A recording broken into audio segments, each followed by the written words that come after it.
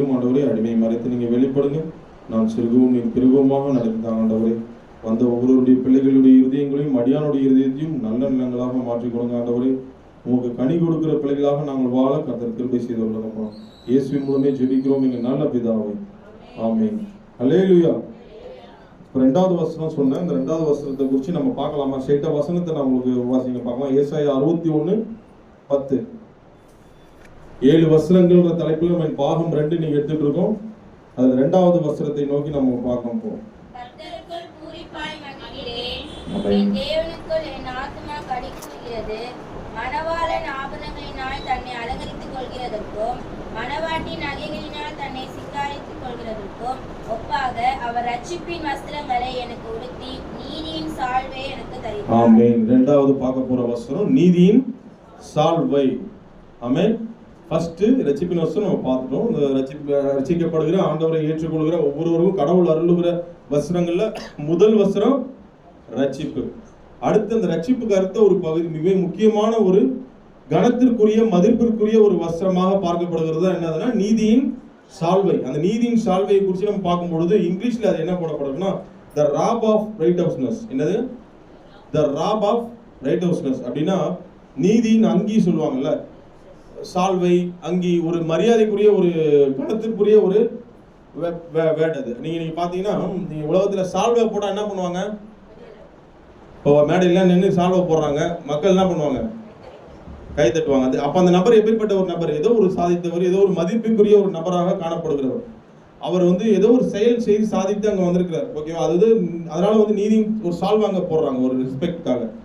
இப்ப போற சால்வெல்லாம் அது வேற விஷயம். ஏதோ எல்லாத்துக்கும் சால்வை போடுறாங்க. ஆனா ஒரு மரியாதைக்காக சால்வை போடுறாங்க. ஆனா கடவுள் வழங்குகிற இந்த சால்வை நமக்கு என்னது? நம்மளை கனப்படுத்துகிறார். அப்ப இந்த பெற்றுக்கொள்வதற்கு நாம் ஏதாவது ஒண்ணு பண்ணணும்.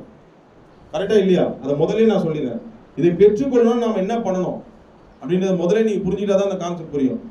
நீதியின் சால்வைன்றது மிகவும் ஒரு மதிப்புக்குரிய ஒரு விஷயம்.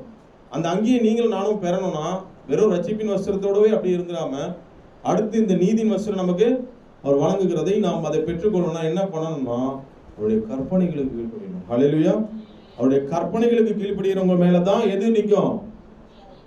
நீங்க வாசிங்க, தயவுசெய்து இந்த வசனத்தை வாசிங்க. கற்பனைகளுக்கு கீழ்ப்படியாதவர்கள் மேல இந்த நீதியின் வஸ்திரம் எடுக்கப்பட்டுடும். அது அபிஷேகம். இது என்ன நீதியின் வஸ்திரம் என்ன ஆயிடும்? எடுக்கப்பட்டுடும். கர்த்தருடைய அந்த அபிஷேகம் என்ன ஆயிடும்? எடுக்கப்பட்டோம். அது கூடவே என்ன போயிடும்? நீதியின் வஸ்திரமும் விடுங்கப்பட்டுடும். அப்போ நீங்க ஃபர்ஸ்ட் நீங்க அதை புரிந்து கொள்ள வேண்டிய ஒரு விஷயம் என்னன்னா நீதியின் வஸ்திரம் நமக்கு வழங்கப்படணும்னா நம்ம என்ன பண்ணணும்? கர்த்தருடைய கற்பனைகளுக்கு நீங்க இதை மறந்துடக்கூடாதுன்னு நான் முதலே உங்களுக்கு சொல்லிடுறேன். பிளஸ் இது யார் வழங்குற வஸ்திரங்கள்ல இது ஒண்ணு? யார் வழங்குற வஸ்திரங்க இது? இது யார் கொடுக்குறா? தேவன் நமக்கு மனிதர்களுக்கு அவரை சார்ந்து கொள்ளும் பொழுது முதலாவது வஸ்திரமாக என்ன கொடுக்குறாரு? ரட்சிப்பின் வஸ்திரம். ரெண்டாவது கொடுக்கறது இப்போ ஒரு உதாரணம் சொன்னோம்னா உங்களுக்கு ஒரு உதாரணம் காட்டிடுறேன். கற்பனைகள் மீது நடக்கிறவங்களுக்கு தான் இந்த நீதியின் வஸ்திரங்கள் கொடுக்கப்படுகிறது. லூக்கா 1:6 எடுத்து வாசிங்க. லூக்கா 1ஆம் அதிகாரம் 6ஆம் வசனம். அவர்கள் இருவரும் கர்த்தரின் சகல கற்பனைகளின் படியையும் நியமங்கள் படியையும் குற்றமற்றவர்களாய் நடந்து தேவனுக்கு முன்பாக நீதியுள்ளவர்களாய் இருந்தார்கள். அப்ப யாருங்க தேவனுக்கு முன்பாக நீதியின் வஸ்திரங்களை அணிந்து கொண்டு இருக்க முடியும்? தேவனுக்கு முன்பாக, மனுஷனுக்கு முன்பாக இல்ல. யாரு நீதியின் சால்வை அணிஞ்சிருக்க முடியும்? கர்த்தருடைய கற்பனைகளின்படி நடக்கிறவர்களுக்கு தான். அப்ப அந்த 2 நபர் யாரு? எலிசபெத் யார்? அவங்க அந்த 2 பேர் எப்படி இருந்தாங்க? 2 எலிசபெத்தும் சகரியாவும் எப்படிப்பட்டவர்களா இருந்தாங்க? கர்த்தருடைய கற்பனைகளின்படியும் நியமங்களின்படி நடக்கிறதுனால தான் அந்த நீதியின் சால்வை அவர்களுக்கு போர்த்தப்படுகிறது. அவங்க யாருக்கு முன்னாடி இருந்தாங்க? அப்பா கொடுக்குற ட்ரெஸ்ஸை போட்டுட்டு யாருக்கு முன்னாடி கரெக்டா சந்தோஷமா இருந்தாங்க? அவர் கொடுக்கிறது நீதியின் வஸ்திரம். ஹல்லேலூயா. நீதியின் சால்வை. இந்த சால்வையை குறித்து நீங்க பார்க்கும் பொழுது ரொம்ப முக்கியமான ஒரு விஷயம். சால்வையை குறித்து ரொம்ப டெப்தா போகணும்னா நிறைய கத்துக்கலாம். எலிசா கூட எடுத்துங்க. எலிசா அந்த சால்வை மேல விழறதுக்கு என்ன பண்ணாரு? நீதியின் சால்வை. நீதிமான் எலியா. அந்த நீதியின் அந்த சால்வை தான் ஒரு எக்ஸாம்பிள் தான். அது மேல விழறதுக்காக என்ன பண்ணாரு? அவர் இங்க போனாரு, அங்க போனாரு. அவர் சொல்றதெல்லாம் கேட்கிறாரா இல்லையா? நீங்க வாசிச்சு பாருங்க. நீங்க வீட்டுல போய் வாசிச்சு பாருங்க. அவர் சொல்றது 2 ராஜாக்கள் 2:13 வாசிங்க. 12:13 வாசிங்க. 2 ராஜாக்கள் 2ஆம் அதிகாரம் 12:13. அதை எலிசா கண்டு, என் தகப்பனே இஸ்ரவேலுக்கு ரதமும் குதிரை வீரருமாய் இருந்தவரே என்று புலம்பினான். அவனை அப்புறம் காணாமல் தன் வஸ்திரத்தை பிரித்து 2 துண்டாக பிரித்தான். பின்பு அவன் எலியாவின் மேலிருந்து கீழே விழுந்த சால்வை எடுத்து திரும்பி போய் யோர்தானின் கரையிலே நின்று. போதும். இப்போ நீங்க இது நீங்க ஸ்பிரிச்சுவலா நீங்க இந்த ஆவிக்குரிய அர்த்தமா நீங்க எடுத்துக்கிட்டீங்கன்னா, அவன் என்னைக்கு நீதியின் சால்வை நமக்கு மேல விழுதோ, பழைய வஸ்திரங்கள் என்ன பண்ணிடணும்? எலிசா என்ன பண்ணாரு? தன் வஸ்திரங்களை பழைய காரியங்கள் இருந்தா கூட எல்லாத்தையும் என்ன பண்ணிட்டாரு? அங்க என்ன அவருக்கு அது நீங்க ஆவிக்குரிய அர்த்தமா எடுத்துக்கணும். நீதியின் சால்வை எடுத்துக்கிட்டாரு. இன்னைக்கு நமக்கு எத்தனை பேர் எடுத்துக்க போறீங்க? அதே அப்படியே இருக்கக்கூடாது. நம்ம நீதியின் சால்வை நமக்கு தரிப்பிக்கப்படும். எலிசா பாருங்க, நீ கவனிங்க, மற்றவங்களுக்கும் அவருக்கும் நிறைய வித்தியாசம் இருக்கு. எலியாவையே ஒரு நோட்டம் பண்ணிட்டு இருந்தாரு. என்னது? எலியாவையே பார்த்து எங்கடா போற, அவர் சொல்ற பேச்செல்லாம் கேட்டுட்டு அங்க போற அங்க வாங்கி எல்லா இடமும் அவர் கேட்டு படிச்சாரா இல்லையா? மேல விழுந்தது சால்வை. அலையில கரங்க தட்டி யார் மேல சால்வை வேணும்னு ஆசைப்படுறீங்க? நீதியின் சால்வை. அப்படியே நான் ரட்சிப்பின் வஸ்திரத்தோட இருந்துட்டு போனோம்ல, ரட்சிப்பின் வஸ்திரத்துக்கு அடுத்து ஒரு விஷயம் கிடைக்குது. அதை நீங்கள் நானும் பெற்றுக்கொள்ளணும். அதுதான் நீதியின் வஸ்திரம், நீதியின் சால்வை. அந்த சால்வை விழுந்துச்சுன்னா உங்களுக்கு மிகப்பெரிய கனத்துக்குரியவர்களா நீங்க மாறிடுவீங்க. எத்தனை பேர் நம்புறீங்க? ஒரு எக்ஸாம்பிள் சொல்றேன். எவர் ஒருவர் கர்த்தருடைய வார்த்தைக்கு கீழ்ப்படித்து தன்னை ஒப்பு கொடுக்குறாங்களோ அவங்க மேல கடவுள் ரட்சிப்பின் வஸ்திரம் மட்டும் இல்ல, அடுத்து என்ன கொடுக்குறாரு? நீதி வசனம். கீழ்ப்படி ஒப்பு கொடுக்க நீதியின் வஸ்திரங்கள் அவன் மேல விழுந்துகிட்டே கடவுள் கொடுத்துட்டே இருப்பாரு. உங்களை பார்த்து மனிதர்கள் மதிக்க ஆரம்பிச்சிருவாங்க. எப்படின்னா, ஃபார் எக்ஸாம்பிள், நீங்க முன்னாடி எப்படி இருந்தோம், கர்த்தரை எப்படி இருந்தோம், நம்ம ஒரு கோவப்படுகிறவர்களாக இப்போ ஒரு மனிதன் இருக்கான்னு வச்சுங்க, எப்படி சொல்றது, ஒரு குடிப்பவனாக இருக்கான்னு வச்சுக்கலாம், குடிப்பவனமா இருக்கான், அவனுக்கு முன்னாடி இருந்த ரெஸ்பெக்ட் எப்படி இருக்கும்? காலில இருந்து 6 மணி வரலும் என்ன சொல்றது, அவர் எப்படி இருப்பாரு? அந்த வெண்மையான பால் மாதிரி, பால் சாயந்தரம் 6 மணில இருந்து நைட் வரலும் கோட்டர் கோபாலா மாறிடுவார் இல்ல? அந்த மாதிரிலாம் இருந்த ஒரு மனிதர்கள் போக என்ன ஆயிடுவார்? அவரு கர்த்தருடைய வார்த்தையை கீழ்ப்படிஞ்சு மாறும் பொழுது அவருடைய பேர் என்ன ஆகுது? இப்ப நான் சொன்ன அந்த சால்வை தயவுசெய்து மறந்துடாதீங்க. அவன் கர்த்தருடைய வார்த்தைக்கு தன்னை ஒப்பு கொடுத்து, ஐயோ இதெல்லாம் பாவம், இது தேவனை துக்கப்படுத்துகிறது, குடிக்கிறது குடும்பத்தை வேதனைப்படுத்துது, கர்த்தருடைய வார்த்தை கீழ்ப்படி தன்னை விட்டு கொடுக்க பாவ பழக்கங்களை விட என்ன ஆகுது? அவனுக்குள்ள கர்த்தருடைய கண்பில் அவனுக்கு என்ன விடுது? ரட்சிப்பின் வஸ்திரம் மாத்திரம். அடுத்தடுத்து என்ன நடக்குது? நீதிமானம் மாறுறான். பாக்குறவன் முன்னாடி பார்த்து அவனை பத்தி இப்படி பேசின கை நீட்டி அவனை பத்தி கேவலமா பேசுற ஜனங்க, நான் சால்வை முன்னாடி என்ன சொன்னேன்? சால்வை யாருக்கு போத்தப்படுவாங்க? மேடையில் நின்று ஒரு சாதிச்சவங்களுக்கு போட வராங்களா? இந்த மனிதன் பாவத்திலிருந்து விடுவித்து தன்னை கர்த்தருடைய வார்த்தைக்கு ஒப்பு கொடுக்க அவனை ஜனங்கள் கனப்படுத்துவார்கள். கரங்கள் தட்டி தேவனை மகிமைப்படுத்தலாமா? கரங்களை தட்டுற மாதிரி அவங்க எப்படி ஒரு ரெஸ்பெக்ட கடவுள் கொடுப்பாங்க, ஜனங்கள் கொடுப்பாங்க. எத்தனை பேர் நம்புறீங்க? அந்த பேரை ஆண்டவர் வாங்கி தர வைப்பாரு. முன்னாடி அவன் எந்த மனிதனும் அந்த பேரை வாங்கி தர முடியாது. கர்த்தர் மாத்திரம் தான், அந்த நீதியின் சால்வை தான் அந்த பேரை வாங்கி கொடுக்கும். ஒரு மனிதன் தன்னை விட்டு கொடுக்க, கர்த்தருடைய வார்த்தைக்கு விட்டு கொடுக்க அவனுக்கு இருந்த பழைய பேரையே மாத்திரும். அவன் எவ்வளவு பொல்லாதவனா கூட இருக்கலாம். சவுல், அப்பேற்பட்ட சவுல் எப்படிப்பட்டவரா மாறிச்சு? ஒரே வார்த்தை சொன்னாரு, ஆண்டவரே நான் என்ன செய்ய? அவ்வளவுதான். நீதியின் சால்வை அப்படியே கவர் பண்ணிட்டாருங்க. ரட்சிப்பின் வஸ்திரம் என்ன பண்ணிட்டாரு? அப்படியே ஆண்டவர் அவர் எங்க போனாலும் அவர் ரெஸ்பெக்ட். நீதியின் சால்வை. அப்ப உங்க யார் இருக்கலாம் வேணும்? நீதியின் சால்வை. உங்களை ரெஸ்பெக்ட் பண்ணுவாங்க. முன்னாடி என்னடா எப்படி மாறிட்டான்? அந்த ஒரு மாறுதல் நமக்குள்ள கிடைக்கும். அந்த நீதியின் சால்வை நமக்குள்ள வர என்ன ஆயிடும்? ஆட்டோமேட்டிக்கா கர்த்தருடைய வார்த்தை உள்ள போக நமக்குள்ள என்ன நடக்கும்? சேஞ்சஸ் வந்துகிட்டே இருக்கும். அப்ப ஜனங்கள் உங்களை என்ன பண்ணுவாங்க? உண்மையிலேயே உங்க கூட யார் இருக்கா? கர்த்தர் இருக்கிறாங்க. கர்த்தர் இருக்கிறார். முன்னாடி எப்படி பேசிட்டு இருப்பாங்க, புறங்கூறிட்டு இருப்பாங்க, முன்னாடி அப்படி கோவப்படுவாங்க, அப்படி பேசுவாங்க, இப்படி பேசுவாங்க, அவனை பத்தி ஒரு வார்த்தை கூட பேச மாட்டாங்க. எப்படி சேஞ்சஸ்? இவன் மேல என்ன இருக்கு? ஏன்னா அவன் கர்த்தருடைய வார்த்தைக்கு பயப்படுறான். அவன் கர்த்தருடைய வார்த்தைக்கு பயப்பட அவன் தன்னை நீதியின் சால்வை அவனுக்குள்ள பொருத்தப்பட்டு கொண்டே இருக்கும். ஐயோ முன்னாடி குடிக்கலன்னா கை கால்லாம் என்ன ஆகும்? நடுங்கி அப்படி போனவன் இன்னைக்கு நடுங்கி லீவ் போட்டு கூட குடிச்சவன் இன்னைக்கு அப்பா அம்மாவுக்கு உடம்பு இல்ல, அந்த வார்த்தை இயேசு கிறிஸ்துவின் வார்த்தை, உன் தகப்பனையும் உன் தாயையும் கனம் பண்ணுவாயும் சொன்ன அம்மா அப்பாவுக்கு உடம்பு இல்லைன்னு கை நடுங்கி ஐயோ அம்மா அப்பா அப்படி ஓடுறானே, அப்படியே மாறிடுச்சு. அதான் ரெஸ்பெக்ட். எப்படி மாறிட்டான் பாரு. அன்னைக்கு அப்படி லீவ் போட்டவன் இன்னைக்கு அம்மா அப்பாவுக்காக லீவ் போட்டு 2-3 நாள் ரெஸ்ட் எடுத்து அவங்களை காப்பாத்துறதுக்காக ஹாஸ்பிட்டல் போறானே. இதுதாங்க நீதியின் சால்வை. கரங்க தட்டி பயன்படுத்தலாமா? உங்களை அப்படி மாற்றி விடும் அந்த நீதியின் சால்வை. நான் முன்னாடியே சொல்லிட்டேன், நீதியின் சால்வை யார் யாருக்கெல்லாம் வேணும்? எல்லாருக்குமே வேணும்ல. அந்த நீதியின் சால்வை நமக்கு ஆல்ரெடி கடவுள் கொடுத்து தான் இருக்கிறார். ஆனா அதை நம்ம அனுபவிச்சு அதை பயன்படுத்தணும்னா நாம என்ன பண்ணணும்? திருவசனத்திற்கு நாம் ஒப்பு கொடுத்தால்தான் அவருக்கு முன்பாக நாம் எலிசபெத்தும் சகரியாவை போல அவருக்கு முன்பாக நாம் எப்படி இருப்போம்? நீதியின் வஸ்திரங்களை தரித்தவர்களாக காணப்படும். மனித இங்க இந்த வார்த்தை எனக்கு ரொம்ப பிடிக்கும். லூக்கா 1:6 தயவுசெய்து தியான வசனமா வச்சுங்க.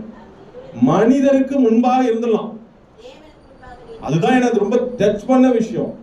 தனிமையிலேயே நீ நீதியின் வஸ்திரம் அறிஞ்சிருக்கணும். தனியில அப்படியே எடுத்து போட்டு இஷ்டம் போல வாழ்றதுக்கு இல்ல. எப்பவுமே நீ நீதியின் வஸ்திரங்களை என்ன பண்ணணும்? யோசேப்புக்கு எந்த ஒரு டிஸ்டர்பன்ஸும் இல்லை. ஆனா அந்த இடத்துலயும் அவர் நீதியின் வஸ்திரத்தை வெளிப்படுத்தினார். அங்க மேல போர்த்தப்பட்டதுனால்தான் போர்த்திபால் கைப்பட தேவனுக்கு விரோதமாக பொல்லாப்பு செய்வது எப்படி? அதுதாங்க ஒப்பு கொடுக்க கர்த்தருடைய வார்த்தைக்கு ஒப்பு கொடுக்க என்ன ஆயிடுறாங்க? ஒரு கணத்திற்குரிய ஒரு நபராக மாறிடுறாங்க. அதனால தான் சிறைச்சாலையில போனா அங்க அவன் கண்ட தயவு கிடைக்குது, அங்க அவன் டாப் லெவல்ல வச்சிடறான். எங்க போனாலும் டாப் லெவல்ல, வீட்டுல வச்சா போர்த்திபார் வீட்டுல அங்க ஒரு டாப் லெவல்ல. காரணம் என்ன? கர்த்தருடைய வார்த்தைக்கு அவர் தன்னை விட்டு கொடுத்துட்டே இருந்தார். தன்னுடைய சுயமா அவர் எந்த ஒரு டிசிஷனும் போகல. கர்த்தருடைய வார்த்தைக்கு விட்டு கொடுக்க நீ இந்த கடந்த மாதங்கள்ல நம்ம எத்தனை தடவை அவருடைய வார்த்தைகளுக்கு நம்ம விட்டு கொடுக்குறோம். நிறைய வகைகளில் நம்ம கடவுள் நம்மளோட கூட பேசுறார். இதை மகனே இதை மாற்றிக்கொள், இது செஞ்சு இதை செய், அதை செய்யாத. அப்போ அந்த கர்த்தருடைய நம்ம மேல நீதியின் சால்வை இருக்கிறத மற்றவங்க உணரணும்னா நம்ம என்ன பண்ணணும்? நம்ம அந்த வார்த்தைக்கு கீழ்ப்படிய ஒப்பு கொடுக்க தான் நம்ம அந்த இதை நம்ம பெற்றுக்கொள்ள முடியும். பாருங்க, இப்போ ஆபிரகாம் நீங்க எடுத்துக்கிட்டீங்க. ஆபிரகாமுக்கு எடுத்த உடனே சந்ததி தரிசனங்கள் கண் முன்னாடி தெரியுதா? வீடியோ மாதிரி தெரியுதா? ஆபிரகாமுக்கு எப்படி தெரியுமா? அவருடைய வார்த்தை ஒவ்வொன்றுமே ஒரு கரம், என்னது ஒரு பலத்த கரம். இவர் கண்ணை கட்டிட்டு இருக்கு. தரிசனங்கள் கண்ணுக்கு முன்னாடி ஒரு எதுவுமே ஒவ்வொரு வார்த்தைக்கும் அவர் தன்னை ஒப்பு கொடுத்தார். எத்தனை பேர் நம்புறீங்க? ஒவ்வொரு வார்த்தைக்கும் என்ன நடக்குதுன்னு அவருக்கு தெரியாது. என் தெய்வம் தான் நடத்துவார். கண்ணை மூடிட்டார். பார்வை இல்லாதவர் போல கண்ணை மூடி நம்மன்னு சொன்னார் பாரு. எல்லாமே கர்த்தர் சொல்றதுக்கு தன்னை கீழ்ப்படுத்தி விட்டு கொடுக்க அவருடைய வாழ்க்கையில் என்ன நடந்தது? எங்கேயுமே ஒரு நீதிமானா இருந்தார். அவர் பாருங்க, அவங்க ஒரு விஷயம் சொல்ற பாருங்க. நீங்க உங்களுக்குள்ள ஒரு கேள்வி எழலாம். இது பெரிய பரிசுத்தவானுக்கு தான் இந்த நீதி வசனம் தரிப்பு கூடமா? உங்ககிட்ட ஒரு கேள்வி கேட்கிறேன். பரிசுத்தவானுக்கு தான் இந்த நீதியின் வசனங்கள் தரிப்பு கூடமாங்க? எத்தனை பேர் கவனிங்க? கர்த்தருடைய கற்பனைகளுக்கு கீழ்ப்படிமே, அவருடைய வார்த்தைக்கு கீழ்ப்படி தன்னை ஒப்பு கொடுக்கிறவங்களுக்கே அது மேல போர்த்தப்படும். எத்தனை பேர் நம்புறீங்க? பரிசுத்தமாக, ஏன்னா ஒரு நாள்ல பரிசுத்தம் நிறைவடைகிறது கிடையாது. நீ எப்பப்பெல்லாம் கீழ்ப்படி ஒப்பு கொடுக்குறியோ என்ன ஆயிருது உங்க மேல ஆட்டோமேட்டிக்கா? அதுதான் இங்க ஆபிரகாமுடைய வாழ்க்கையில் அதுதான் நடந்தது. ஆபிரகாம் காலத்துல நியாயப்பிரமாணம் இருந்துச்சா? ஆபிரகாம் காலத்துல நியாயப்பிரமாணம் இருந்துச்சா? வேற ஏதாவது சட்டத்திட்டங்கள் கற்பனைகள் ஏதாவது இருந்துச்சா? ஆனா அவருடைய கர்த்தருடைய வார்த்தையே அவர் எல்லாமே வேதமே அவருக்கு கர்த்தருடைய வார்த்தை தான். சொல்லி கீழ்படிஞ்சாரா இல்லையா? எல்லாரும் கீழ்படிஞ்சாரா இல்லையா? என்ன நடந்தது அவருக்கு? என்ன நடந்தது தெரியுமா? ரோமர் வாசிங்க. ரோமர் 4:2-3 வாசிங்க. அவர் மேல எப்படி நீதியின் வஸ்திரம் போர்த்தப்படுது பாருங்க. ஆபிரகாம் கிரியையினாலே நீதிமானாக்கப்பட்ட நாளில் மேன்மை பாராட்ட அவனுக்கு ஏது உண்டு? ஆகிலும் தேவனுக்கு முன்பாக மேன்மை பாராட்ட எதுவும் இல்லை. ஆமா, ஏதும் இல்லை. ஆமா, வாசிமா. வேத வாக்கியம் என்ன சொல்லுகிறது? ஆபிரகாம் தேவனை விசுவாசித்தான், அது அவனுக்கு நீதியாக எண்ணப்பட்டது. நான் சொன்னது கரெக்டா இல்லையா? ஆபிரகாம் தேவனை என்ன நடந்தது? நீதியின் வஸ்திர நீதிமான அவன் பெரிய பரிசுத்த கட்டளைகள் என்ன போடப்பட்டிருக்கு? கட்டளைக்கு கீழ்ப்படிஞ்சு அதாவது பெரிய பரிசுத்தமான முதிர்ந்த நிலைமையிலையா கர்த்தருடைய கட்டளைகளுக்கு கர்த்தருடைய வார்த்தைக்கு தேவனை விசுவாசிக்க கர்த்தருடைய வார்த்தைகளை விசுவாசிக்க அவனுக்கு என்ன ஆச்சு? அவன் நீதிமானாகவே கர்த்தர் அவரை அடையாளப்படுத்தினார். அல்லேலூயா. அப்ப உங்களையும் எண்ணி அப்படி அடையாளப்படுத்த மாட்டாரா? இன்னைக்கு இந்த வருட இறுதியில வந்த நம்மளே நிதானிப்போம். கர்த்தருடைய வார்த்தைகளுக்கு கீழ்ப்படுகிறத விட எனக்கு ஒரு பெரிய விஷயம் இந்த உலகத்துல ஏதாவது ஒரு பெரிய சில பேர் சொல்லுவாங்க, ஒரு வேலை முடிச்சுட்டு வராங்க, கர்த்தருடைய கற்பனை கீழ்ப்படியாம வந்தீங்கன்னா சும்மாருமா, அதை விட பெரிய வேலை எனக்கு இருக்கு. முதல்ல என் கர்த்தருடைய கற்பனைகளுக்கு கீழ்ப்படியாம நான் நின்றுகிட்டு இருக்கேன். மற்றது எல்லாமே அப்புறம் தான். லீவு போட்டு கூட நான் உபவாசம் போட்டு கூட முதல்ல நான் எதுல நான் திருத்திக்கணும்? கர்த்தர் இந்த விஷயத்துல என்ன கண்டிக்கிறார், இதை சரி செஞ்சுட்டு தான் நான் போவேன், சரி செய்யறதுக்கு என்ன விட்டு கொடுக்குறேன் அப்படின்னு நீங்க விட்டு பாருங்க. உங்க மேல நீதியின் வஸ்திரம் போர்த்தப்படும். கரங்களை தட்டி தேவனுடைய நாமத்தை மகிமைப்படுத்தலாம். எத்தனை பேர் இந்த மாதிரியான ஆசீர்வாதத்தை பெற்றுக் கொள்ள போறீங்க? ஆபிரகாம் அப்படிதான் இருந்தார். தன்னுடைய வாழ்க்கை முழுவதும் கர்த்தருடைய வார்த்தைக்கு தான் கீழ்ப்படிஞ்சார். ஒரே பிள்ளை, உங்களை யோசிச்சு பாருங்க, பலி கொடுக்க சொல்லிட்டார் கடவுள். அவனை எந்த வகையில சொன்னாலும் அவன் கீழ்ப்படிஞ்சிடறான். இதை சொல்லி பார்க்கலாம், அவன் கீழ்ப்படிறான்னா இவன் மேல நீதியின் வஸ்திரத்தை எப்படி போடலாம், என்னது டாப் லெவல்ல தூக்கிட்டு போட போறான் அப்படின்ற மாதிரி கடவுள் வச்சிருக்கிறப்போ ஆபிரகாம் என்ன பண்ணாரு? ஆபிரகாம் பிள்ளைய பலி கொடுப்பாரா கொடுக்க மாட்டாரா? கொடுக்கறது ரெடியானாரா இல்லையா? அதுவும் கர்த்தருடைய வார்த்தையை கீழ்ப்படிஞ்சாரா இல்லையா? நீங்க கவனிங்க, அப்படிப்பட்ட ஆளை இப்படி தேவன் ராஜாக்களுக்கு மத்தியிலாம் உயர்த்தி வச்சிருந்தார். இப்படி கீழ்படுகிறதுனாலதான் ராஜாக்களுக்கு மத்தியில யார் உயர்த்தி வச்சிருக்கிறார்? யார? ஆபிரகாம். ராஜாலாம் இவர் மூலமா, இவருடைய சந்ததியில இவ்வளவு பெரிய பெரிய ராஜாலாம் யார் வந்தா? 2 சந்ததியா, ஒரு எத்தனை சந்ததி ஆபிரகாம் வந்தது? அவருக்குள்ள எத்தனை சந்ததி வந்து பாருங்க. பூமியில் உள்ள ஜனங்கள் எல்லாம், அருமையா சொன்னீங்க, பூமியில் உள்ள ஜனங்கள்லாம் அப்ப எத்தனை ராஜாக்கள். அப்ப ஏன் அந்த அந்த ஒப்பு கொடுத்த நீதியின் வஸ்திரம் இன்னைக்கும் இஸ்லாமியர்கள் எல்லாருமே யாரும் ஆபிரகாம நீதியின் வஸ்திரம் அவ்வளவு ஒரு மதிப்புக்குரிய ஒரு நபராக காணப்படுவதற்கு காரணம் கர்த்தருடைய கற்பனைகளுக்கு தானே ஒப்பு கொடுக்க நீதியின் வஸ்திரம். அந்த ஆபிரகாம் சந்ததியில தான் இயேசு கிறிஸ்துவே வந்தார். எத்தனை பேருக்கு நம்புறீங்களோ? கரெக்டா இல்லையா? அதனால நீங்க ஒரு சந்தர்ப்பம், ஒரு சிச்சுவேஷன் கூட பாருங்க. அந்த யாரோ ஒரு பொல்லாத ராஜா இருப்பாங்க, சோதம் குமார ராஜா. அந்த ராஜாக்கு முன்னாடி யார் உயர்த்தி வச்சிருக்கிறா? அந்த இடத்துல கர்த்தருடைய கற்பனைகளுக்கு கீழ்ப்படுகிறாரு.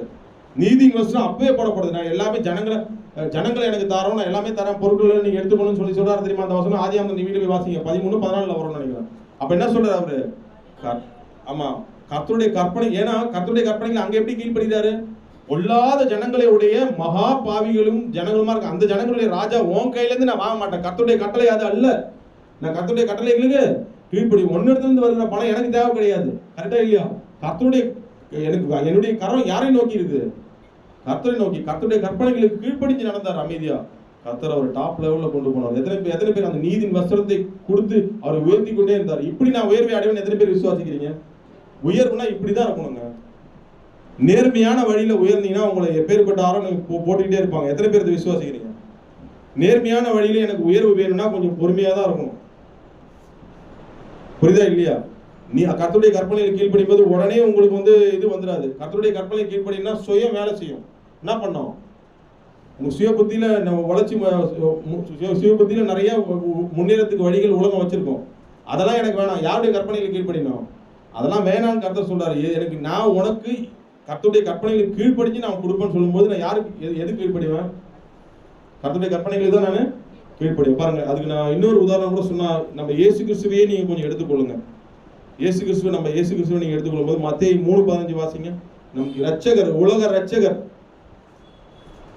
ரட்சிப்பின் வஸ்திரங்களை பிறருக்கு தருபவர், அவரே என்ன சொல்றாரு பாருங்க.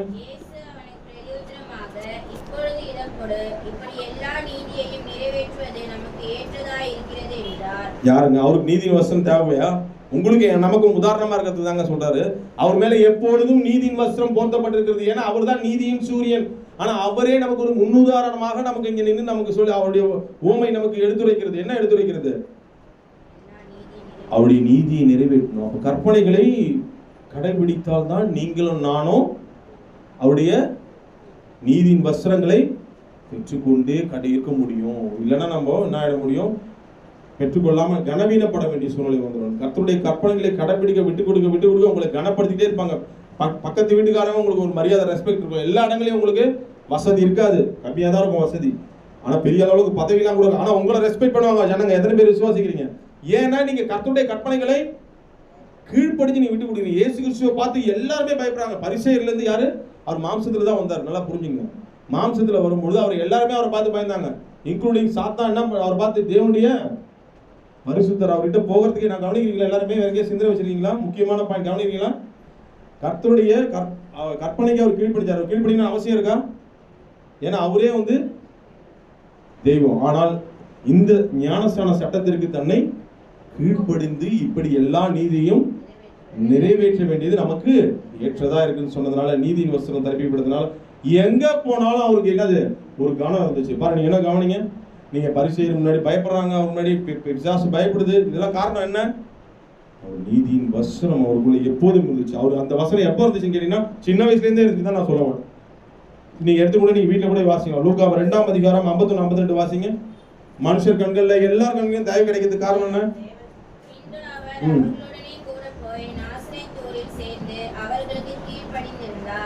அவருடைய தாயார் இந்த சங்கதியெல்லாம் தன் இதயத்திலே வைத்துக் கொண்டாள். இயேசுவானவர் ஞானத்திலும் பலத்திலும் தேவ கிருபையிலும் மனுஷ தயவிலும் அதிகமாய் விருத்தி அடைந்தார். என்னங்க அதிகமாய்? ஏங்க என்ன காரணம் சொல்லுங்க? என்ன காரணம்? ஒரு காரணம் சொல்லுங்க. இப்ப சொன்னேன் இந்த செய்தி. அவர் பெற்றோர் தான் இவரை வணங்கணும். ஆனா யார்? அவரு 30 வயது வரை தன்னுடைய தாய் தகப்பனுக்கு கீழ்ப்படிந்து அடங்கி இருந்தாரு. அவர் மேல நீதியின் சால்வை எப்போதுமே பிதாவானவர் அவர் கொடுத்துக்கிட்டே இருந்தாரு. யாரு? நீதியின் சால்வை. கிட்ட எல்லாம் முடிஞ்சு யோவான் ஸ்நானத்துக்கு முன்னாடி இவன் யாரா இவன் என்னது அந்த சிச்சுவேஷன் கொஞ்சம் யோசிச்சு பாருங்களேன். நான் ஆபிரகாம் பலிகிறதா நான் நினைப்பேன், பலி போலதான் நான் நினைப்பேன். சுயத்தை பலி கொடுக்கறது ஒரு எத்தனை பேர் சுயத்தை ஈசாக்கா வச்சிருக்கிறோம்? இன்னைக்கு வந்து நம்ம ஒரு கேள்வி கேட்பேன். சுயத்தை ஈசாக்கா வைக்கிறோமா இல்ல இஸ்மேலா வச்சிருக்கிறோமா? ஒரே ஒரு கேள்வியோடு நான் அடுத்த தலைப்புக்குள்ள போப்போம். இந்த சுயம் சொன்னல்லவா, நான் ஆவிக்குரிய ஸ்பிரிச்சுவல் அர்த்தத்துக்கு வாங்க. ஆபிரகாமுக்கு கடவுள் வந்து சொல்லும் பொழுது உன் குமாரனை எனக்கு பலியிடு எரிச்சிரு அப்படின்னு சொல்றப்போ அவனுக்குள்ள எப்படி இருந்திருக்கும்? ஆபிரகாமுக்குள்ள அவருக்குள்ள எப்படி இருந்திருக்கும்? ஒரு விதமான வேதனை கலக்கங்கள் இருந்தாலும் கர்த்தருடைய வார்த்தைகளுக்கு சுய நீதியா போகாம கர்த்தருடைய வார்த்தை கீழ்ப்படிஞ்சதுனால அவர் நீதிமானாக அவர் பார்க்கப்பட்டார். இன்னைக்கு உங்களையும் என்னையும் இந்த கடைசி வருடத்துல வந்த கடைசி மாதத்துல வந்திருக்க இன்னும் 2-3 மாசம் இருக்கா வந்த நம்ம இன்னும் மெச்சூர்டா போகணும்னா ஒன்னே ஒரு கேள்வி கேட்கிறேன். நமக்குள்ள இன்னைக்கு இதே மாதிரி கடவுள் கேட்கிறாரு. கர்த்தருடைய கற்பனைகளுக்கு கீழ்ப்படிய தடையாக அவர் சொல்றாரு, இது கீழ்ப்படி மகனேன்னு. அப்ப அது கீழ்ப்படியும் போது அது கீழ்ப்படிய நம்ம என்ன பண்ணோம்? அது வந்து ஒரு பலி கொடுக்குற மாதிரி. என்னது? உங்க சுயத்தை நீங்க என்ன பண்ணணும்? சுயத்தை நீங்க எப்படி வச்சிருக்கீங்க? ஈசாக்கு போல பலிகிறதுக்கு ஒப்பு கொடுக்க ரெடியா இருக்கிறீங்களா? ஈசாக்கு போல எத்தனை பேர் பலிகிறதுக்கு ரெடியா இருக்கிறீங்க? கர்த்தருடைய கீழ்ப்படியது எனக்கு முக்கியம் சொல்லி பாருங்க. கர்த்தர் உங்களை நஷ்டத்தை கொடுக்க மாட்டாரு. கரங்களை தட்டி தியானம் பயன்படுத்தலாம். அலையிலுவா நீங்க நினைக்கலாம், நான் இது கீழ்ப்படியதுனால எனக்கு ரொம்ப பிடிச்ச காரியமா இருக்கு, இதை போய் கடவுள் செய்ய வேணான்றாரு அப்படின்னு நினைக்கலாம். ஆனா கர்த்தர் வந்து உங்களை ஒன்றும் நஷ்டத்துல விட்டுற மாட்டார். அவர் பெரிய ஆசீர்வாதத்தை அதுக்குள்ளதான் வச்சிருப்பாரு. எத்தனை பேர் நம்புறீங்களா? ஈசாக்கு ஒன்றும் ஒரு இது பண்ணல, கூட இன்னொரு ஆட்டுக்குட்டி இருந்துச்சு. பாத்தீங்களா? நீங்க என்னைக்கு நீங்க கர்த்தருடைய கற்பனைகளுக்கு நீங்க கீழ்ப்படுகிறீங்களோ நீங்க நினைக்காத ஆசீர்வாதங்களும் கர்த்தர் கொடுப்பாரு. எத்தனை பேர் நம்புறீங்க? அதனால இன்னைக்கு சுயமா நம்ம எப்படி வச்சிருக்கிறோம்? ஈசாக்கா வச்சிருக்கிறோமா? இஸ்மவேலா வச்சிருக்கோமா? எப்படி வச்சிருக்கிறோமோ அவர் என்ன பண்ணணும்? இஸ்மவேலா தான் என்ன பண்ணணும்? இஸ்மவேலா தான் நம்ம பார்க்கணும். அவனை கண்டிப்பாக கழித்து போட இஸ்மவேல் நமக்குள்ள இருக்கக்கூடாது. யார் வாக்குத்தத்தத்துக்கு இல்ல. அப்ப இஸ்மவேலை நம்ம என்ன பண்ணோம்? அந்த சுயத்தை நம்ம பலி கொடுத்துதான் ஆகணும். இன்னொரு ஆட்டுக்குட்டி மாதிரி. யார் அது? இன்னொரு ஆட்டுக்குட்டி மாதிரி இஸ்மவேல். அவனை தான் நம்ம என்ன பண்ணோம்? அவன் எரிக்கப்பட வேண்டிய ஒரு காரியம். ஆவிக்குரிய அர்த்தமா எடுத்துங்க. அப்போ நம்ம கர்த்தர் நம்ம என்ன பண்ண மாட்டார்? நமக்கு ஆசீர்வதிக்காம நம்ம இருக்க மாட்டார். அப்போ நீதியின் வஸ்திரம் நமக்குள்ள எப்பவுமே போடப்பட்டிருக்கணும்னா இயேசு கிறிஸ்துவையே நீங்க பாருங்க. சின்ன வயசுல இருந்தே அவர் கீழ்ப்படிய எல்லா இடங்களையும் அவரை உயர்த்தி கொண்டே வருகிறார் கர்த்தர். கடைசியில சிலுவை வரை அவரை கொண்டு வந்துட்டார். அப்ப கூட அவர் சிலுவைக்கு தன்னை ரத்தம் சிந்துகிற அளவுக்கு கர்த்தருடைய வார்த்தைக்கு அவர் என்ன பண்ணாரு?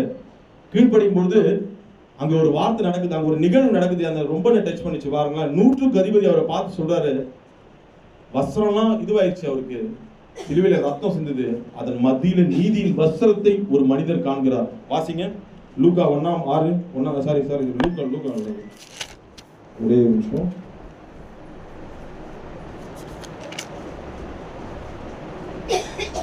லூக்கா 23ஆம் அதிகாரம் 47 வாசிங்க.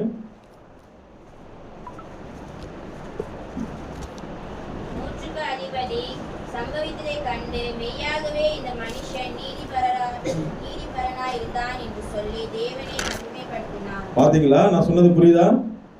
இவ்வளவு தன்னை விட்டு கொடுத்து ரத்தம் சிந்துற அளவுக்கு தன்னை கடவுளுடைய கற்பனைகளுக்கு கீழ்ப்படிஞ்சவர் யாரு? நம்ம ஜீசஸ். கீழ்ப்படிஞ்சதுனால அந்த இடத்துல கூட ஒரு 100க்கு அதிபதி ரத்தம் சிந்துற இடத்துலயும் அவரை எப்படி பாக்குறாரு? ஒரு மகிமையுள்ள ஒரு பாத்திரமாக, ஒரு நீதிமானாக, ஒரு நீதி உள்ள வஸ்திரத்தை தரித்தவராக அங்க காண்பதற்கு காரணம் என்ன? அவர் கர்த்தருடைய கற்பனைகள் பிதாவாகிய தேவனுடைய வார்த்தைக்கு கடைசி வரலும் கீழ்ப்படிச்சாரு. ரத்தம் சிந்துற அளவுக்கு கீழ்ப்படிச்சாரு. நம்ம அந்த அளவுக்கு எல்லாம் கீழ்ப்படிச்சிருக்கோமா? இந்த வருஷ இறுதியில நம்மளை சிந்திப்போம். நாமெல்லாம் கர்த்தருடைய கற்பனைகளை பெற்ற அந்த கற்பனைகளே நீதியுள்ள கட்டளைகள். அதை மட்டும் வாசிட்டு அடுத்த தலைப்புக்குள்ள போலாம். உபாகமம் 4:8 வாசிங்க. உபாகமம் 4:8.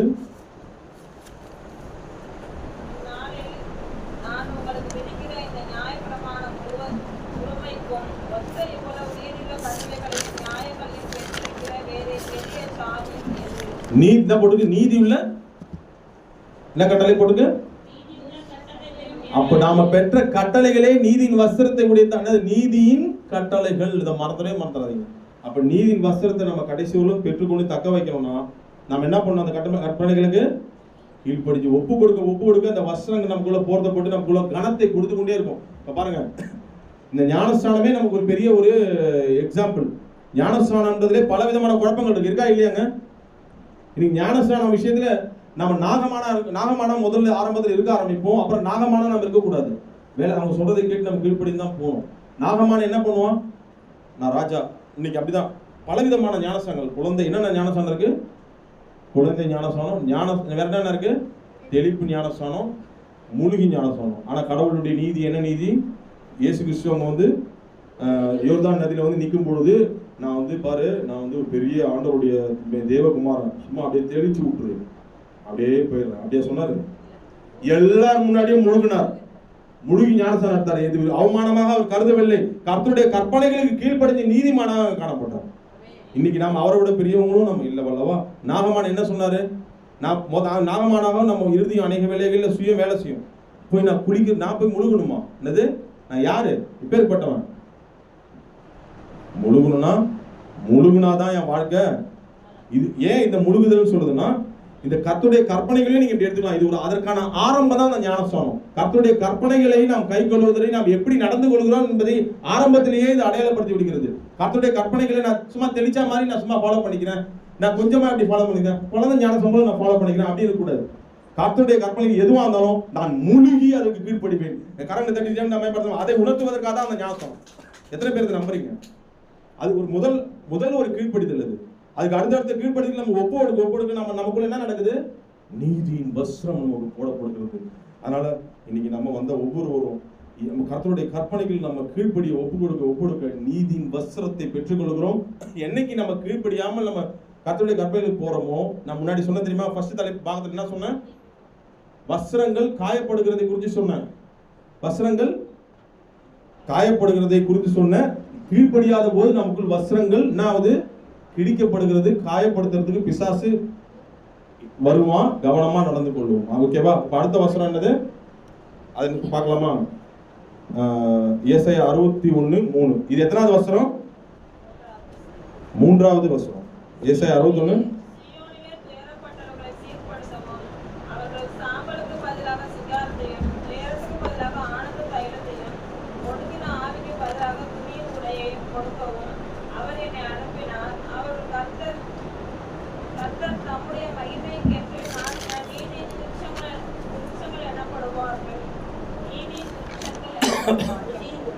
துதியின் உடை. 3வது என்னது? ஃபர்ஸ்ட் என்ன சொன்னா? ரட்சிப்பின் வஸ்திரம். 2வது நீதியின் வஸ்திரம். 3வது துதியின் வஸ்திரம், துதியின் உடை. இந்த துதியின் உடை இந்த எத்தனாவது மாசம் பாது? 10வது மாசம். இந்த 10 மாதங்கள்ல என்னப்பா 10 மாதங்கள்ல நம்ம என்ன துதியின் உடையை எந்த அளவுக்கு நம்ம பயன்படுத்தி இருக்கிறோம்? உங்களை என்ன நான் கேட்கிறேன், துதியின் உடையை நம்ம பயன்படுத்துகிறோமா? நம்ம கடவுள் கொடுத்துருக்கிறா இல்லையா? என்னப்பா என்னது இங்க எல்லாம் சிரிச்சு போறீங்க? தண்ணி வருதா? துதியின் உடை நமக்குள்ள கடவுள் கொடுத்துருக்காரா இல்லையாங்க? அதை நாம் எப்படி பயன்படுத்துகிறோம்? கடந்த 10 மாதங்கள் எப்படி பயன்படுத்தி இருக்கிறோம்? இந்த இடத்துல யார் கொடுத்துருக்கா? யாருக்கு அந்த துதியின் உடைய கொடுக்கப்படுகிறது? ஒடுங்கின. கவனிச்சிங்களா? இந்த படிச்சிங்களா? எத்தனை வேலைகளில் நம்மள பிரச்சனை ஒடுக்குது? எத்தனை பேர் இது நீங்க உணர்றீங்க? வாழ்க்கையில பிரச்சனை ஒடுக்குது, வியாதி ஒடுக்குது, மனுஷனுடைய பொல்லாத வார்த்தைகள், காயப்படுத்துற வார்த்தைகள் ஒடுக்குது. எல்லாமே நம்ம என்ன பண்ணுது? பாவம் ஒடுக்குது. இதெல்லாம் நம்ம என்ன பண்ணுது? ஒடுக்குது. இந்த உள்ளத்தை இந்த ஒடுக்குகிற அந்த உள்ளத்திற்கு கடவுள் கொடுக்கிற அந்த ஒரு ஆசீர்வாதம் என்னது? துதியின் வஸ்திரம், துதியின் ஆடை. அதை நிதானமா படிச்சு பாருங்க. ஏசாயா 63:3 என்ன போடப்பட்டிருக்கு? ஒடுங்கின ஆவிக்கு கடவுள் என்ன கொடுக்கிறாரு? துதியின் ஆடை. அந்த துதியின் ஆடையை நமக்கு கொடுத்திருக்கிறாரு. இன்னைக்கு துதியின் உடை, அந்த துதியின் உடையை கொடுத்திருக்கிறாரு. நம்ம பாட்டெல்லாம் நல்லா பாடுறோம். ஜெபிக்க வைக்கும் ஜெப வீரரே, துதிக்க தூண்டும். எத்தனை தடவை அந்த தூண்டுதலுக்கு நம்ம இடம் கொடுத்துருக்கோம்? கடவுளுடைய நாமத்தை மகிமைப்படுத்த முன்னாடியே ஓடி வரணும். கடவுள் நம்ம துதியின் ஆடையை நம்ம சரியா பயன்படுத்துறோமா? ஆலயத்துக்கு துதி எப்ப நடக்க போறோம்? இப்ப நடக்குமா? ஆரம்பத்திலேயே இருக்கும். கடவுளுடைய ஆரம்பத்திலேயே வந்து கர்த்தருடைய நாமத்துல பணிந்து குனிந்து அவரை துதித்து உயர்த்தும் பொழுதுதான் அதை சரியா பயன்படுத்துறோம். அப்படி நம்ம இப்படி பண்ணலன்னா சரியா நாம யார் மேல தப்பு? வாழ்க்கையில பிரச்சனைகள் ஒடுக்க எதனால வருது? ஒடுக்கம் எதனால ஒடுக்கம்? நான் இப்பதான் சொல்லிட்டேன், ஒரே வார்த்தை சொல்லிட்டேன். ஒடுக்கம் என்பது எதனால வருது? துதி இல்லைன்னா வாழ்க்கையில பிரச்சனைகள் வரதான் செய்யும். கர்த்தர் உங்களுக்கு தான் துதி நாடையை கொடுத்திருக்காரு. உலகத்துல வேற எந்த ஜனங்களுக்கும் கொடுக்கல. பாருங்க, அதனால தான் பாருங்க அந்த வசனத்தை கூட வாசிங்க. ஏசாயா 41:23 வாசிங்க. மற்ற ஜனங்களுக்கு எல்லாம் வேற ஒரு ஆப்ஷன்ஸ், உடைச்சு முன்னேறி கஷ்டப்பட்டு நிறைய சம்பாதிக்கணும் வாழ்க்கையில முன்னேறதுக்கு. ஆனா கர்த்தருடைய ஜனங்களுக்கு என்ன கொடுக்குறாரு? அப்பொழுது நீங்கள் தேவர்கள் என்று அறிவோம், அல்லது நன்மையாவது தீமையாவது இந்த ஜனத்தை எனக்கென்று ஏற்படுத்தினேன் வருதப்பா 43:21. ஏசாயா 43:21.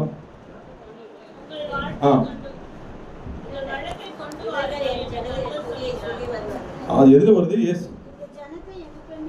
எது எது? 43:21. இந்த ஜனத்தை பொறுமையா சொல்றேன், வசனம் ஒரு வாட்டி ஆண்டி நோட் பண்ணிக்கல. ஏசாயா 43:21. ஏசாயா 43:21. இது எல்லாருக்குமே தெரிஞ்ச ஒரு வசனம். இந்த ஜனத்தை எனக்கென்று இவர்களின் துதியை. அப்போ உங்களுக்கு இந்த துதியின் வசனத்தை கொடுக்குறாரா இல்லையா? உலகத்துக்கு அந்த ஆப்ஷன் இருக்கா? நீ துதிச்சாலாம் வந்து எனக்கு இதெல்லாம் வந்து கொடுப்பேன் அப்படிலாம் யாரும் சொல்லுவாங்க. ஆனா கர்த்தர் இதை வந்து சொல்லியிருக்காரு, நீ துதித்தா வாழ்க்கையில உயர்த்தப்படுவ. துதிச்சா எரிகோ கோட்டை உனக்குள்ள உடைக்கப்படும். எத்தனை பேர் விசுவாசிக்கிறீங்க? துதிச்சா எரிகோ கோட்டையே உடைக்கப்படும். உனக்கு எத்தனை ஒடுக்குகிற பிரச்சனைகள் எரிகோ கோட்டை போல இருந்தாலும் அது உடைத்தெறிந்து இருக்கும். எத்தனை பேர் விசுவாசிக்கிறீங்க? அப்ப இன்னைக்கு இந்த வருட இறுதியில வந்த நாம ஒரு மனதுக்குள்ள ஒரு ஆழமான ஒரு அறிக்கை, ஒரு தெளிவான ஒரு முடிவை நம்ம எடுத்து தான் போகணும். துதி நாடே நமக்கு கடவுள் கொடுத்திருக்கிறார். எத்தனை பேர் நம்புறீங்க? நம்ம வாழ்க்கையில இருக்கிறத நம்ம நினைக்க சந்தோஷப்படுறதே கிடையாதுங்க. வாழ்க்கையில நிறைய வேலைகள்ல இல்லை இல்லை இல்லை இல்லை என்று நம்ம புலம்பிட்டு நிறைய வேலைகள் இருக்கிற இருக்கிற ஆடைகள் நம்ம கொடுத்திருக்கிறாரு. துதிகளை பயன்படுத்தி நம்ம வாழ்க்கையில உயர்வதற்கு கடவுள் நிறைய வாய்ப்புகளை வச்சிருக்கிறார். அதை நம்ம எத்தனை தடவை பயன்படுத்திருக்கோம்? என்னையும் சேர்த்தா சொல்றேன், நான் பண்ணல சரியா. கடந்த 9-10 மாதங்களை நம்ம எத்தனை வாட்டி கடவுளை துதிச்சிருக்கோம்? இன்னும் எரிய கோட்டை இருந்துகிட்டே இருக்கிறது காரணம் என்ன? வாழ்க்கையில இன்னும் ஏன்னா எரிய கோட்டைக்குள்ள நாம இருக்கிறோம். எரிய கோட்டைக்குள்ள இருந்து நம்ம ஏன்னா பிரச்சனைகளை நம்ம சுத்தி நாமளே சுத்தி போட்டு இருக்கிறது, நாமளே உள்ளுக்குள்ள உட்கார்ந்து புலம்பிட்டு இருக்கோம். புலம்பனா நம்ம எங்க இருக்கிறோம் சொல்லுங்க பார்க்கலாம். புலம்பனா எங்க இருக்கிறோம்? எரிய கோட்டைக்கு வெளியில இல்ல. எரிய கோட்டைக்கு வெளியில இருக்கிறவங்களுக்கு தான் அது உடைக்கப்படணுன்ற ஆவல், அது தாகம் ஏற்படாது. கண்டிப்பா அது உடைத்தெரிக்கப்பட வேண்டிய ஒண்ணுன்னு. உள்ளுக்குள்ள இருக்கிறவனுக்கு அது நம்ம சந்தோஷமா இருக்குது, உள்ள புலம்புறது நல்லா இருக்கு அப்படின்னா நம்ம எங்க இருக்கிறோம்? எரிகோ கோட்டைக்குள்ளதான் இருக்கிறோம். இன்னமும் நம்ம வாழ்க்கையில ஒடுக்கம், பிரச்சனைகள், கவலைகள் இருந்துட்டு இருந்ததுன்னா நம்ம எதுக்குள்ள உட்காந்துருக்கோம்? எரிகோ கோட்டை இருக்கணுமா? இருக்கப்பட வேண்டியதா? எரிகோ சபிக்கப்பட்ட பட்டணம், எருசலேம் ஆசீர்வதிக்கப்பட்டவன், எருசலேம் தேவன் இருக்கிற வாசஸ்தலம். எதுல நம்ம வசிக்க வேண்டியவங்க? அப்ப எரிகோன்றது கண்டிப்பாக என்ன பண்ணோம்? துதியினால் தகர்த்தெறியப்பட வேண்டிய ஒரு பட்டணம். அப்ப இது வந்து இன்னைக்கு வந்து நாம ஒவ்வொருக்குள்ள ஒரு மனதுக்குள்ள ஒரு முடிவு எடுத்துக்கொள்வோம். எரிகோக்குள்ள நான் இருந்தேன்னா இந்த 10வது மாசம் வந்தேன்னா வெளியில வந்துடும். எந்த பெரிய பிரச்சனையா இருந்தாலும் இது தீர்க்க முடியாதுன்னா ஒண்ணுமே கர்த்தரால தீர்க்க முடியாது, ஒண்ணுமே கிடையாது. அவர் நம்ம வாயில் என்ன எதிர்பார்க்கிறாருன்னா மரணமும் ஜீவனும் நாவின் நீ துதி. கர்த்தரை உயர்த்து உயர்த்து உயர்த்திக்கிட்டே இருக்கிறப்ப அந்த இடத்துல என்ன நடக்குது? என்ன நடக்குது? ஒரு மாற்றம், ஒரு சேஞ்சஸ், உங்களுக்குள்ள ஒரு பாசிட்டிவ் எனர்ஜி. எப்பேற்பட்ட நெகட்டிவான சூழ்நிலையும் ஒரு போயிட்டே இருங்களேன், திடீர்னு ஒரு நெகட்டிவான சூழ்நிலை, பஸ்ல போறப்போ ட்ரெயின்ல போறப்போ ஒரு நெகட்டிவா ஒரு கவலைகள் உங்களை ஆட்கொண்டு வச்சுக்கலாம். ஒரு 100 ஸ்தோத்திர பலி போடுறோம் ஆண்டவரே, உங்க மனசுக்குள்ளே போடுங்க. அல்லேலூயா. எதுவுமே தெரியலப்பா, ஒரே ஒரு ஸ்தோத்திரம், சேனைகளின் கர்த்தர் பரிசுத்தர் பரிசுத்தர் பரிசுத்தர் போட்டு பாருங்க. ஒரு 100 வாட்டி போட்டு பாருங்க. உங்களை சுத்தி என்ன நடக்குது பாருங்க. கர்த்தருடைய மகிமை இறங்குறத நீங்க பாப்பீங்க. உங்களுக்குள்ள நெகட்டிவ் தாட்ஸ் விலகி ஓடுகிறத பாப்பீங்க. கரங்கள் தட்டி தேவன் நம்ம ஏற்படுத்தலாமா? நெகட்டிவ் தாட்ஸ் விலகி ஓடிடுங்க. ஏன்னா அந்த சேனை ஏசாயா 6:6 நீங்க வாசிக்கும் போது சேனைகளின் கர்த்தர் பரிசுத்தர் பரிசுத்தர் சொல்லும்போது அந்த கர்த்தருடைய மகிமை இறங்குது. பூமி எங்கும் உங்களுடைய மகிமையா இறங்குச்சு. அப்போ பஸ்ல உட்கார்ந்தாலும் அந்த மகிமை இறங்கும். நெகட்டிவ் தாட்ஸ் கொண்டு வர அசுத்த ஆவியில அவங்களை விட்டு ஓடுமா ஓடாதான்? இந்த வருடத்துல ஒரு முடிவு கொள்ளுங்க. உங்களை வந்து வியாதி, பிரச்சனை, கலக்கம், நான் எரியோ கூட்டக்குள்ள உள்ள இருக்கிற வேண்டியவன் கிடையாது. வெளியே இருந்து அதை தகர்க்கிறதுக்காக யோசுவா கூட நிக்கிறவன். நான் எத்தனை பேர் விசுவாசிக்கிறீங்க? தகர்க்கிறதுக்கு நான் வெளியில நிக்கிறவன். வெளியில வந்துருங்க. இன்னைக்கு நான் என்னைய சேர்த்து சொல்றேன். எரியோ கோட்டை, எந்த எரியோ கோட்டை உங்களை உள்ள வந்து என்ன பண்ண முடியாது? அடைக்க முடியாது. நான் எருசலேமை சேர்ந்தவன். அல்லேலூயா. நான் எருசலேம் எனக்கு தாயான அந்த இடம், எனக்கு தாய் வீடு எது? என்னது? எருசலேம். பேய் வீடு எது? எரிகோ தான் பேய் வீடு. எனக்கு தாய் வீடு என்ன? எருசலேம். அதை நீங்க மனதில் இருத்திக் கொள்ளுங்கள். இன்னைக்கு வந்த ஒவ்வொருவரும் இந்த துதி நாடை, 2வது இந்த ஆடையை நம்ம சரியா பயன்படுத்தணும்னா இந்த வருட இறுதியில வந்த நாம கண்டிப்பாக நிச்சயமாக இனிமேல் நம்ம நேரத்தை வீணடிக்கவே வேணாம். ஓகேவா? இந்த துதின்றதை நீங்க மனதில் இருத்திக் கொள்ளுங்க. துதினா என்ன சொன்ன உங்களுக்கு? நான் கர்த்தரை மாத்திரமே உயர்த்துகிற துதியா இருக்கணும். வாழ்க்கையில உங்க பிரச்சனைகள்ல இருந்து விடுவித்து உங்களை தேவன் உயர்த்துவார். எத்தனை பேர் விசுவாசிக்கிறீங்க? இந்த எரிகோவை நீங்க வெறும் பிரச்சனைகள் மட்டும் பார்க்காதீங்க. எரிகோவை பாவமும் வந்து ஒரு எரிகோ தான். அது கண்டிப்பாக தகர்த்து எரியப்பட வேண்டிய ஒன்று. அப்போ உங்க வாழ்க்கையில பாவத்தினால ஒரு பிரச்சனையில பாவத்துக்குள்ள நம்ம உட்கார்ந்து இருக்கிறோமா? இன்னைக்கு வெளியில வருவோம். ஏதாவது என்னையும் சேர்த்தான் வெளியில வர வேண்டியது வெளியில வந்து அந்த கோட்டை என்ன பண்ணோம்? தகர்த்து எரியப்பட வேண்டிய நான் நியூ இயர் அடுத்த வருஷத்துல போறதுக்கு முன்னாடி ஒரு பலத்தோட நான் போகணும். அப்ப எனக்குள்ள என்ன வேணும்? துதி நாடை நான் அதிகமாக பயன்படுத்த வேண்டும். இனிமேல் நம்ம பயன்படுத்த விட்டு கொடுக்கணும். ஓகேவா? இனிமேல் இந்த இப்படி நம்ம காதுல வாங்கிட்டு இப்படி போகக்கூடாது. செயல் அதை வெளிப்படுத்தும் போது உங்க வாழ்க்கையில ஒரு சேஞ்சஸ் வரும். பாருங்க, எரிய கோட்டை மாத்திரம் விழாதுங்க, உங்க வாழ்க்கை கட்டப்படும். எத்தனை பேர் நமக்கு கரங்களை தட்டி தேவனுடைய நாமத்தை பயன்படுத்தலாமா? உங்க எரிய கோட்டை மாத்திரம் விழாது, உங்க வாழ்க்கை சரிந்த உங்க வாழ்க்கை பிரச்சனையை எல்லா பிரச்சனைகள் இல்லாம சரிந்த வாழ்க்கையை திரும்ப மீண்டுமாக கட்டப்படும். அதுதான் இந்த துதியில கிடைக்கிற ஒரு மகிமை. இதை நீங்க வாழ்க்கையில தெரிந்து கொள்ளுங்க. சங்கீதம் 34:1 பாருங்க. தாவீது எப்போதும் சக்சஸா ஜெயிக்கிறதுக்கு காரணம் என்ன?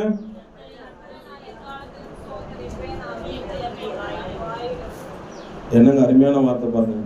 கர்த்தரை நான் எக்காலத்திலும் ஸ்தோத்திரிப்பேன், அவர் துதி எப்போதும் என் வாயில். அதே போல சங்கீதம் 22:3 வாசிங்க. கர்த்தரை எங்க வசிக்கிறார் பாருங்க.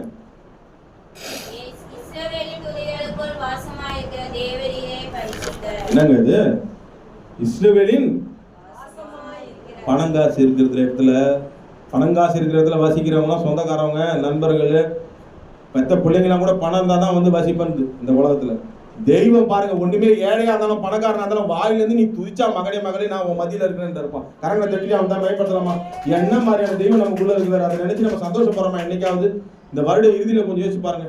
நான் அழுக்குடைய அணிஞ்சிருக்கேன், இது பண்றேன், நீ எப்படி இருக்கிறியோ உள்ளத்து ஒண்ணு உணர்ந்து ஒப்பு கொடுத்து, நான் அளிக்கும் வஸ்திரத்தை, ரட்சிப்பின் வஸ்திரத்தை பெற்றுக்கொள் மகனே, நீதியின் வஸ்திரத்தை பெற்றுக்கொள் மகனே, மூணாவது நான் உனக்கு என்ன தரேன்?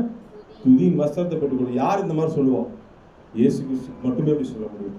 அந்த அன்பு ஒரு தூய்மையான அப்பழுக்கற்ற அன்பு. ஹல்லேலூயா. இந்த மனதில் ஆழ பதித்துக் கொள்ளுங்க. டிபிஎம் சபையில நம்ம சொல்லிட்டு வந்தோம், அந்த பெஞ்சமின் ஐயா தானே இந்த செய்தியின் தாக்கத்தை நம்ம கூட கொடுத்தாரு, எடுக்க வச்சாரு. அந்த டிபிஎம் சபையில பார்க்கும்போது பெஞ்சமின் ஐயா ஒரு கூட்டம் நடந்துட்டு இருக்கிறப்போ ஒரு கூடுகையில ஒரு சந்தோஷமே இல்லை. அங்க ஒரு என்ன சொல்றது, ஒரு மாதிரி இதுவா இருந்துதான். எவ்வளவு பண்ணியும் அங்க ஹோலி ஸ்பிரிட் வந்து இறங்காம இருந்துதான். அதுக்கு காரணம் என்ன? அவர் பார்த்தாராம். என்ன ஆண்டவரே, எவ்வளவு துதிக்கிறோம், ஒரு என்னது நன்றி சொல்றோம், என்னென்னும் பண்றாங்களாம், ஆனா கூட கர்த்தருடைய ஆவியானவரங்க. அப்ப இயேசு கிறிஸ்துவானவர் ஒரு ஆலோசனை உள்ளுக்குள்ள இருந்து கொடுக்கிறாரு. பரிசுத்த ஆவியாக இருந்து சொல்றாரு, நீ என்னை உயர்த்தும் துதியை அவர்கள் எல்லார் நாவிலும் வரும்படி செய். என்னது? கர்த்தரை உயர்த்தும் துதி, அவரை மாத்திரம் உயர்த்துகிற துதியை மாத்திரம் நீங்க சொல்லி பாரு, சொல்லுன்னு சொன்னாராம். அப்படியே அபிஷேகத்தினால் அப்படியே இறங்கப்படுச்சோம். நீ இந்த சபையில அந்த மாதிரி எத்தனை பேர் விருப்பப்படுறீங்க? எல்லாத்தையும் விட்டுடுங்க. வேற எங்கேயாவது சிந்தனைகள் சிதறச்சுன்னா அது எல்லாத்தையும் விட்டுடுங்க. நம்ம யாரை உயர்த்தணும்? கர்த்தரை உள்ளத்திலிருந்து நீங்க உயர்த்தி பாருங்க. உங்க வாழ்க்கையில வந்து ஒரு வித்தியாசம் காமிங்க. அவ கர்த்தரை உயர்த்தலாம், நம்ம இறுதி என்ன ஆயிடும் தெரியுமா? அது ரொம்ப வேதனையா இருக்கு அந்த பதிவு சொல்றதுக்கு. ரோமர் 1:21 வாசிங்க. ரோமர் 1:21 அந்த மாதிரி இருந்துடாதீங்க. உணர்வற்றவர்களா நம்ம இருக்கக்கூடாது. அவர்கள் தேவனை அறிந்தும் அவரை தேவன் என்று மகிமைப்படுத்தாமலோ ஸ்தோத்திரியாமலும் இருந்து தங்கள் சிந்தனைகளினாலே வீணரானார்கள். என்னங்க போட்டிருக்கு? தயவு செய்து கோடு போட்டு வச்சுங்க. நான் என்ன சொன்னா பொறுமையாவே சொல்றேன். வசனம் ரோமர் 1:21 அது என்ன போடப்பட்டிருக்கு? மறுபடியும் வாசிங்க. அவர்கள் தேவனை அறிந்தும் அவரை தேவன் என்று மகிமைப்படுத்தாமலும் ஸ்தோத்திரியாமலும் இருந்து தங்கள் சிந்தனைகளினாலே வீணரானார்கள். எதனால வீணரானார்கள்? சிந்தையில இருந்து நீங்க துதிக்கணும். இங்க இருந்தே நீங்க கர்த்தர் அங்கதான் ஆட்கொள்ளலாம் பிசாசு. அந்த சிந்தனை இதை கொடுத்து நம்ம கவனிக்க விடாம வேற எங்கேயாவது நம்ம சிந்தனை கொடுப்போம். இங்க இருந்தே நம்ம இருதயத்துல இருந்து அதை ஆண்டவர் என்ன பண்ணோம்? அவர் துதிக்க ஆரம்பிக்கும் பொழுது துதி வஸ்திரத்தை நீ சரியாக பயன்படுத்துறீங்க. நான் சொல்லிட்டேன், உங்ககிட்ட ஒரு கேள்வி கேட்பேன்னு சொன்ன போன வாரமே.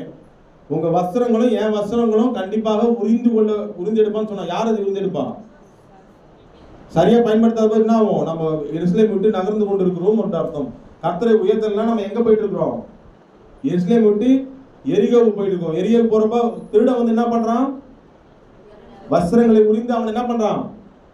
காயப்படுத்துகிறான். அந்த எந்த வஸ்திரமா இருந்தாலும் நம்ம இவ்வளவு தூரம் துதியின் வஸ்திரமா துதிகள்லாம் என்ன ஆகும்? வாழ்க்கையில காயப்படுதல் வரும், பிரச்சனைகள் வரும். புரியுதா? வாயிலிருந்து அவரு துதிக்கலாம், நம்மளை காயப்படுத்துற வார்த்தைகள் நம்ம நோக்கி வரும். இதெல்லாம் தேவையா? கர்த்தரை உள்ளத்தின் ஆழத்திலிருந்து துதிப்போம். உணர்வு உள்ள இருதயம் அப்பதான் நமக்குள்ள இருக்கும். உணர்வு இல்லைன்னா இஷ்டம் போல இருள் அடைஞ்சிடும். தேவையாது? உணர்வுள்ளவர்களா இருக்கணும்னா நம்ம கர்த்தருடைய மகிமையை உணர்ந்து அவர் நம்ம துதிக்காம இருக்கவே கூடாது. ஓகேவா? அதனால தாவீது பாருங்க, அவருடைய இருள் அடைஞ்சது. பாவம் செய்யும் போது இருள் என்னாச்சு? இருள் அடைஞ்சது. சங்கீதம் 51 வாசிங்க 15-16 அவர் உடனே சொல்றாரு பாருங்க, இன்னைக்கு இந்த வருட இறுதியிலே வந்து நாம இதை உணர்ந்து நம்ம முடிக்க போறோம். அப்பொழுது என் வாய் உம்முடைய சங்கீதம் 51 தயவு செய்து மறந்துடாதீங்க. ஒரு பாவத்தினால கர்த்தரை மையப்படுத்துகிற தாவீது, அந்த பாவம் அவரை தடை பண்ணி போட்டு விட்டது. ஆனா தடை பண்ணி போட்டு அவர் மீண்டும் எனக்கு உங்களுடைய ரட்சணியத்தின் சந்தோஷத்தை எனக்கு திரும்ப தானும் சொல்லிட்டே வரப்போ கீழே தயவுசெய்து இது கூட நோட் பண்ணி வீட்டுல வாசிங்க. சங்கீதம் 51 15 16 17 மறக்கவே மறக்காதீங்க. இதுல என்ன சொல்றாரு அவரு, அந்த வாய், அப்ப வாய் என்ன கட்டப்பட்டு இன்னைக்கு இந்த நமக்கு வாய் கட்டப்பட்டிருக்கிற அளவுக்கு நம்ம என்னென்ன நமக்குள்ள வச்சிருக்கிறோமோ, இன்னைக்கு வாய் கட்டை எடுத்து விடுங்கப்பா. எத்தனை பேர் சொல்ல போறீங்க? இன்னைக்கு வாய் கட்டை எடுத்து போடுங்க. அவர் சொன்னா சொல்றாரு பாருங்க, வாயை மறுபடியும் வாசிங்க.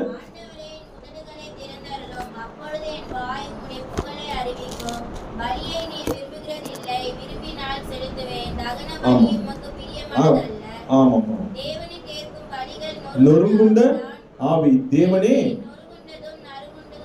இருதயத்தை நீர் இன்னைக்கு நொறுக்கி உடைச்சு போட்டு அவரை நீங்க துதிச்சு பாருங்க. வாய்க்கட்டை எடுத்து போடுவார். எத்தனை பேர் விசுவாசிக்கிறீங்க?